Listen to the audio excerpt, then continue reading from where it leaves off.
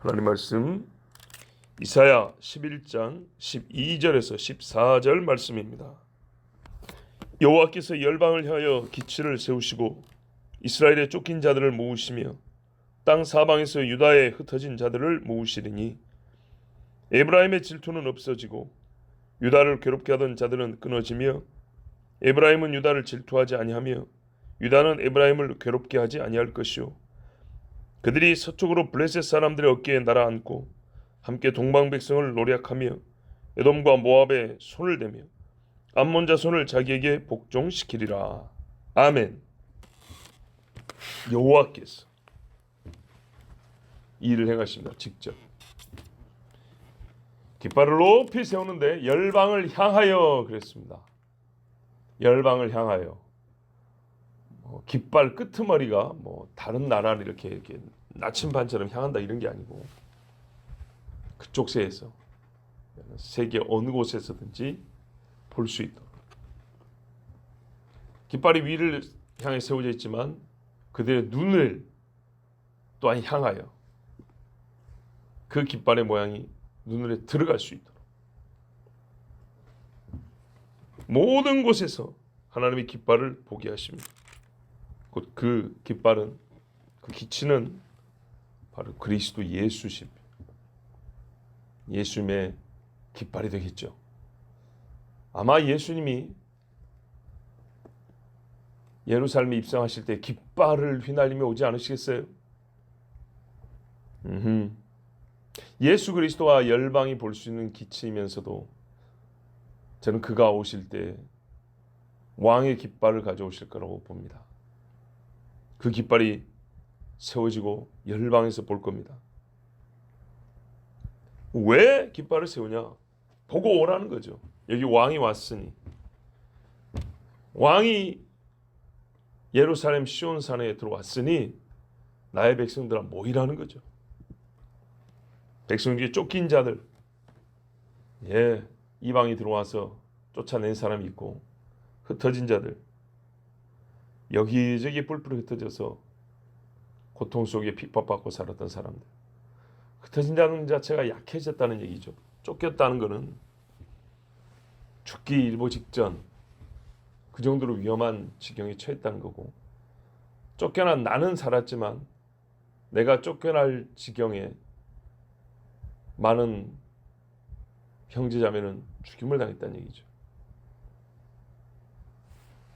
자, 이렇게 아주 오랜 시간 인류 어떤 민족보다도 최악의 고통을 핍박을 받고 경험한 사람들, 왕이 없으므로 사사기 말씀이 떠오릅니다. 그들이 왕이 없으므로 자기 속에는 옳은 대로 행하였더라. 자기 속에는 옳은 대로 행하고 싶어서 하나님 왕을 버리고 사람 왕을 택함으로 결국에는 백성이는 왕이 없으면 이렇게 처참한 지경이 됩니다.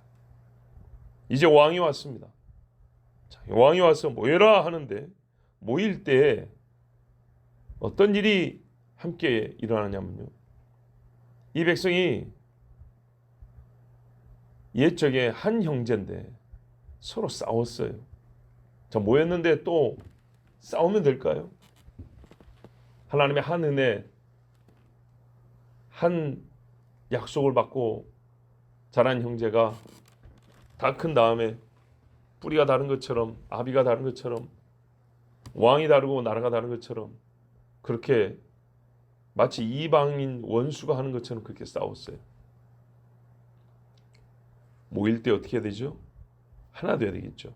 에서와 야곱이 또한 이스라엘과 이방인이 하나 된 것처럼 이스라엘 안에서 하나 됨이 있어야겠죠. 그래요. 대표적인 두 지파 에브라임과 유다예요. 이 두 지파 안에 평화의 일이 있을 겁니다. 우애가 회복되는 거죠. 형제 우애가. 에브라임은 유다를 항상 시기했죠. 유다는요, 에브라임의 눈에 가시죠. 왕이 오셔서 형제 안에 싸움을 없애십니다. 그리고 유다의 대적들이 끊어져 칠자가 없게 됩니다. 많은 유다인들을 잡아가고 죽였던 사람들이 이제는 유다의 수하에 들어갑니다. 하나님이 이 사람들을 끊어버리기 때문에 이들은 유다에 펼칠 뭡니까 이렇게 향하여 뻗을 칼도 없고 무기도 없고 하나님이 그 무기들을 다 가져다가 태워버린다고 그랬습니다. 그 결과 어떻게 되냐? 14절에 보면 서쪽으로는 블레셋 사람의 어깨에 날아앉는다 그랬습니다. 자, 약속의 땅에 들어왔을 때 옛적의 다윗 왕처럼 이제 사방에 평화가 있는데요. 그때 서쪽으로는 대적 블레셋의 어깨 위에 날아앉을 것이요. 원문대로 하면 그냥 좋게 가서 살짝 앉는 게 아니고 덮쳐버린다는 얘기입니다.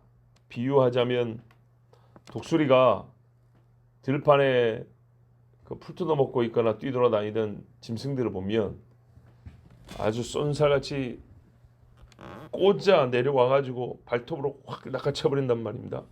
보통 그 어깨 축지를 잡고 이렇게 들어 올리죠. 그러면 이제 뭐 잡힌 짐승은 죽는 거죠. 어깨를 확 쥐어버리면 힘있게 쥐어버리면 저항을 못합니다. 갑자기 강력한 발톱으로 사로잡아서 꼼짝 못하게 하듯이 유다의 힘이 그렇게 블레셋에 미칩니다. 지금도 우리가 그 일부 부분적 성취를 보고 있죠. 혈통으로는 블레셋 자손들이 아니에요. 그런데 자기들의 역사성을 주장하기 위해서 블레셋 이름을 따가지고 팔레스틴이라고 부른단 말이에요. 혈통은 다 아랍계인데 어쨌든 자기들 입으로 블레셋 후손이라 그래요. 그들을 이스라엘이 확 쥐고 있잖아요. 유다인들이 쥐고 있다고요. 아무리 발버둥치고 유다를 없애려고 별의별 수작을 다 써도 독수리가 어깨 축지로 확 두 발톱으로 독수리가 얼마나 큰지 모릅니다. 말할까요? 우리 여기 길 가다 보면 개들 있잖아요. 개 다리도 크고 발톱도 무섭게 생겼잖아요. 독수리가 그보다 더 강합니다. 힘도 좋고요. 자, 이렇게 해서 블레셋은 어깨 축지를 덮쳐서 쥐고 있을 것이고, 그 다음에 동방에 있는 자손들을 어떻게 했냐면 노략한다 그랬어요. 이 동방이 누구냐?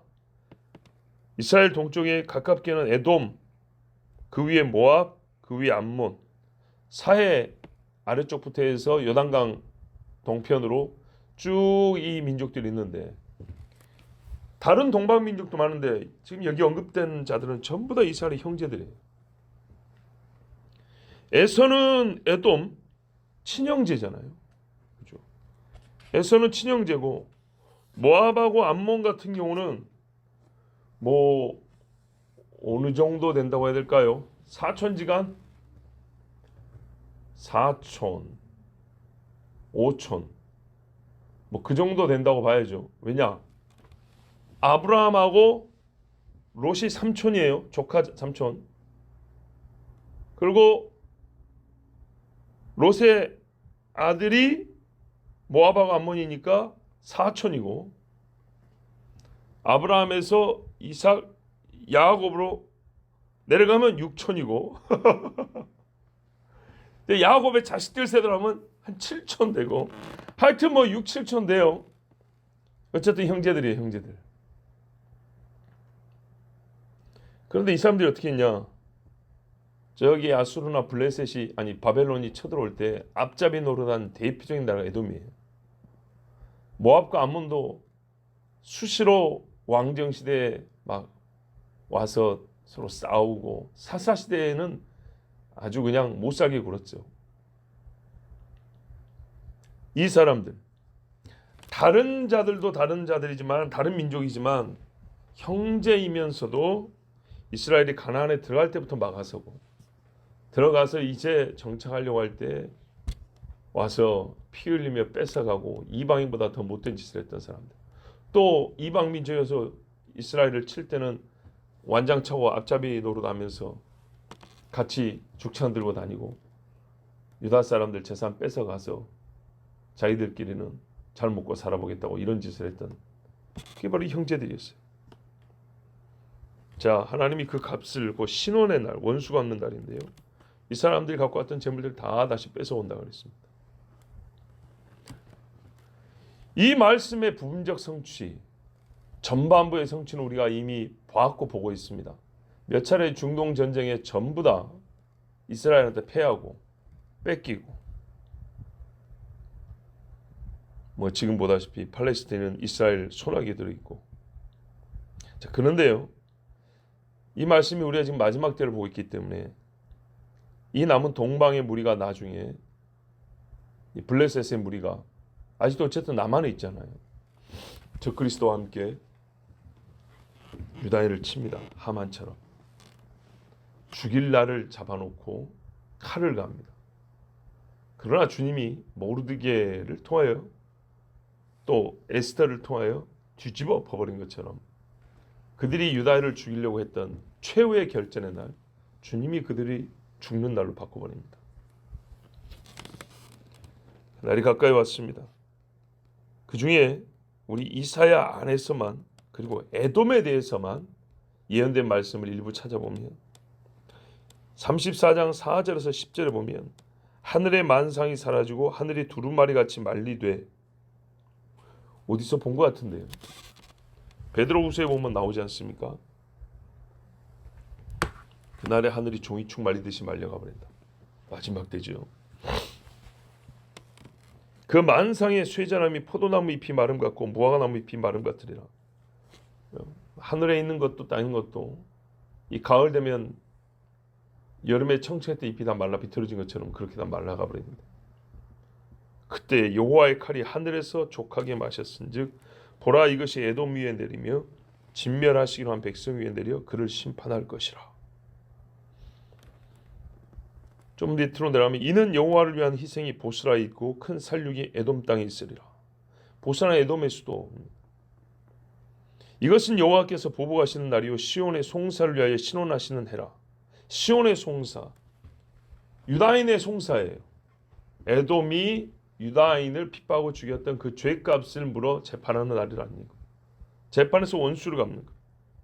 에돔의 시내들은 변하여 역청이 되고 그 티끌은 유황이 되고 그 땅은 불붙는 역청이 되며 낮에나 밤에나 꺼지지 아니하고 그 연기가 끊임없이 떠오를 것이며 세세 황무하여 그리로 지날 자가 영영이 없겠고. 보십시오. 옛날에 소돔과 고모라가 에돔 지역입니다. 그가 똑같이 그 지역에 옛날 소돔과 고모라를 때렸던 불이, 유황불이 때린다는 얘기입니다. 누가 하냐? 에돔에서 오는 이가 하는데 63장 1절에 보면 에돔에서 오는 이 누구며 붉은 옷을 입고 보스라에서 오는 이 누구냐? 그의 화려한 의복 곧 큰 능력으로 걷는 이가 누구냐?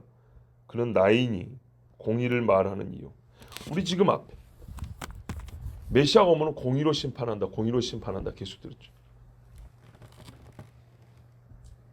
구원하는 능력을 가진 이라 어찌하여 내 의복이 붉으며 내 옷이 포도즙 틀을 밟는 자 같으냐? 만민 가운데 나와 함께한 자 없이 내가 홀로 포도즙 틀을 밟았는데 내가 노함으로 말미암아 무리를 밟았고 분함으로 말미암아 짓밟았으므로 그들의 선혈이 내 옷에 튀어 내 의복을 다 더럽혔음이니 이는 내 원수 갚는 날이 내 마음에 있고 내가 구속할 해가 왔으나 내가 본즉 도와주는 자도 없고 붙들어주는 자도 없으므로 이상하게 여겨 내 팔이 나를 구원하며 내 분이 나를 붙들었음이라. 내가 노함으로 말미암아 만물을 밟았으며 내가 분함으로 말미암아 그들을 취하게 하고 그들의 선혈이 땅에 쏟아지게 하였느니라. 아멘. 유다를 친 에돔 사람들. 근데 얘네들이 얼마나 지독하게 유다를 치러 왔는지 우리 주님이 보니까 내 백성을 어찌할꼬 내 백성을 어찌할꼬 하다가 아무도 돕는 자가 없어서 내가 구원하러 와야겠다 왔는데요. 분노가 가득해서 왔어요. 그래서 막 밟아버렸다는 거예요. 에돔을. 그런데 밟을 때 그들이 정신을 못 차리게 취하게 해서 자기들의 그 핏잔에 취하게, 정말 뭐랄까요? 지금 예수님이 와서 그들 치는지도 모를 정도로. 그래서 그들이 만취 상태에 빠지게 하시고 그들로 하여금 주님이 밟는 발에서 아무도 피하지 못하게 이렇게 밟았더니 피가 튀어서 내 못이 벌겋게 됐다 그랬어요. 자, 이게 이제 에돔에 관한 말씀만 본 겁니다. 그것도 이사야 안에서. 바로 이날에요, 여호와께서는 자기 백성을 모으십니다. 우리가 반대로 보면 돼요. 이 정도로 우리 주님이 밟아야 된다면 자기 백성이 꼭 그렇게 밟혔다는 얘기예요. 공의로 심판한 이 누구냐? 나니 그랬어요. 한 대로, 뿌린 대로. 그래서 우리가 유다인들의 핍박당한 역사를 보면 말할까요? 너무 그렇게 가볍게 보면 안 되고요. 마지막에 또한 한 번의 환란이 남았는데 우리의 상상을 초월합니다. 분명하게 상상을 초월합니다. 제가 요즘에 우스개로 하는 말이지만 농담이 아니고 진심입니다. 뭐 여러분의 주거 형태에 대해서 욕하려는 게 아니고요. 현실을 얘기하는 거예요. 항상 전기수도 끊어지면 어떻게 살 거냐. 전기수도 끊어지는 게 그리 어려운 일이 아닌데 주변에 포탄 하나만 떨어지면 끊어질 수 있습니다. 어떤 수든지 안에 전기수도 끊어지는 건 굉장히 쉽습니다. 평시에 그런 일이 안 일어나서야지 일어나려고 하는 경우의 수는 많습니다. 그러면요, 먹는 것 안 되고요. 뭐 통조림이나 까먹어야죠 뭐. 쌀 있어 생쌀 씹어 먹을 겁니까? 참 어렵죠. 화장실 문제 해결 안 됩니다. 아파트 한 동의 주민이 화장실 일을 보기 위해서 한 번에 내려와서 어디서 해결할 수 있을까요? 한 단지는요. 두 단지, 세 단지가 연이어 있으면요. 진짜 똥통 되는 겁니다. 똥통. 그래서 흙이 있는 마당이 있는 집이 좋다. 농담이 아닙니다. 진짜로입니다. 그래서 그럴 경우는 어떻게 할 거냐. 그리고 난방은 어떻게 할 거냐. 냉방은 그런다 치고 버티고 한다면 겨울에 추우면 얼어 죽어요. 진짜로. 어떻게 할 거냐. 믿는 사람들 중에 매매를 못하게 한다고 그랬어요. 전기세 안 받습니다. 현금을 줘도 안 받는다고요. 믿는 사람이 가난해진다는 게 아니고 돈이 있어도 쓸모없게 만들어버린다고요. 학교 못 다닙니다. 왜요? 돈 줘도 안 받는다니까요. 짐승의 표가 없으면 안 받아요. 그러면서 이제 묻죠. 왜 애를 학교를 안 보내고 학대시키냐고. 아니 내가 돈을 드린다니까요. 학비를 낸다니까요. 근데 그 방법으로는 안 돼. 그러니까 결국 당신은 자녀를 학교를 안 보낸 부모가 되는 거야. 그럼 요즘에 이상한 법들을 많이 나오죠. 친권 박탈. 당신 자격이 없어. 친권 박탈. 자식을 내놔. 국가가 뺏어갑니다. 그걸 어떻게 할까요? 머리에다 딱 짐승표 박아놓고 짐승의 자식을 키우겠죠.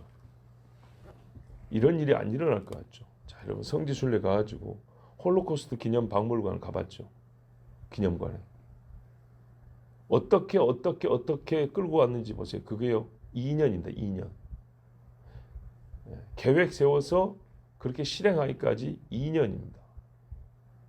한 민족을 말살하는데 유럽 전체를 장악하는데 2년밖에 안 걸렸다고. 쉽죠? 쉬워요. 그때도 비슷했어요. 유럽 전체에 독일이 힘이 세지면서 유대인들 비자, 여권 발급 못하게 압력을 넣었어요. 어디 못 가요. 은행 입출금 막아버렸어요. 돈이 없어서 어디 못 가요. 그래서 유대인들이 모은 게 뭐예요? 금이에요, 금. 현찰을 갖고 있고 금을 갖고 있는 거예요. 그런데 그런 역사가 나치 정권뿐만 아니라 그 이전에도 있었기 때문에 그 전부터 도구 없이 생존할 수 있도록 전문 장인 기술을 많이 갖게 된 거예요. 손재주. 어딜 가서라도 손재주 하나 먹고 살 수 있도록. 뭐 다른 장비가 많이 필요한다거나 막 힘을 많이 쓰 이런 게 아니라 두뇌와 손, 자기 몸만 가지고 살 수 있도록. 어떤 의미에서는 대단한 재능이지만 또는 뭐랄까요, 본인들이 연구의 결과물이지만 연단의 결과이지만 그만큼 힘들게 살았다는 얘기죠. 이와 비교할 수 없는 일이 장차 일어납니다. 나치 정도가 아니라 전 세계가 그리스도인과 유대인들을 죽이기 위하여 용이 불을 뿜고 씹어먹고 쪼여 죽이고 그런 일이 일어납니다. 절대로 우습게 생각하면 안 됩니다. 그래서 평시에 경건의 훈련을 부지런히 해야 된다고요. 나 살기 위해서 부모 자식 간에 내주는 것은 일도 아닙니다. 성경에 분명히 그래 되어 있습니다. 우리가 가까운 북한에서도 유사한 사례를 적지 않게 보고 들었습니다. 그래서 주의 이름을 부르는 자는 구원한다 했는데 문제는 그죠. 믿음을 보겠느냐 그렇죠. 과연 누가 주의 이름을 부를까요? 주여 하는 순간에 잡혀갈 텐데. 탐지기가 얼마나 좋아졌는데요. 음성, 음파 탐지기, 체온, 사람의 정신까지 읽는다는 이런 장치들까지 만들어 잡고 있는데 이게 소위 보급이 되기 시작하면 신앙인이 자기 신앙을 입 다문다고 감추기도 어려울 것이고 숨는다고 숨어지는 게 아닙니다. 참 어렵습니다. 그래서 깨어 기도해야 된다는 것인데 깨어 기도한다 소리를 참 많이 해도 안 하니 이 작은 종에게는 고민이 많아집니다. 내가 아닌 다른 사람이 깨어 기도하자면 할까? 아니면은 아무리 뛰어난 사람이 와서 외쳐도 안 할까? 참 고민이 많습니다. 바로 그날에 여호와 하나님이 택한 자를 구원하시려고 정말 늦지 않게 오십니다. 늦지 않게 오셔서 예루살렘 앞으로 진격하시고 그 산 꼭대기에 깃발을 세우시고 내가 이겼으니 내 백성아 모이라 합니다. 너희 원수를 내가 죽였으니 이제 내가 너희를 위하여 내놓은 대로를 따라 오라 그럽니다. 이새 뿌리에서 난 싹이 자라서 큰 가지를 이루고 그 가지가 깃발이 되어서 열방도 볼 것이고 내 눈도 볼 것이고 또한 믿는 자와 남은 이스라엘 사람들이 그 깃발 아래로 모여들 것입니다. 얼마 남지 않았습니다. 우리 그날을 바라보면서 그날에 나도 그 깃발 아래 모일 수 있는 자가 되도록 믿음의 전진을 계속해야겠습니다. 기도하겠습니다. 하나님 아버지 감사합니다. 오늘도 우리를 사랑하셔서 부르시고 깨어 기도하라는 여호와의 말씀에 복종하게 해주셔서 감사합니다. 하나님 조금만 더 힘을 써도 주님 앞에 많이 뜨거울 수 있고 조금만 더 주님을 사랑해도 더 뜨겁게 신앙생활 할 수 있고 조금만 더 주를 두려워해도 세상을 넉넉히 이길 수 있습니다. 주여 우리의 신앙이 억지요 괴로움이 아니요 즐거움과 의욕에 넘치는 신앙이 되게 하시고 또한 사모함이 큰 신앙이들이 되게 하여 주시옵소서. 오늘의 예배도 아버지께 맡깁니다. 하나님 들뜨지 않게 하시고 아버지 앞에 감동 있는 감격하여 드리는 예배를 드리게 하여 주시옵소서. 예수 그리스도의 이름으로 기도하옵나이다. 아멘.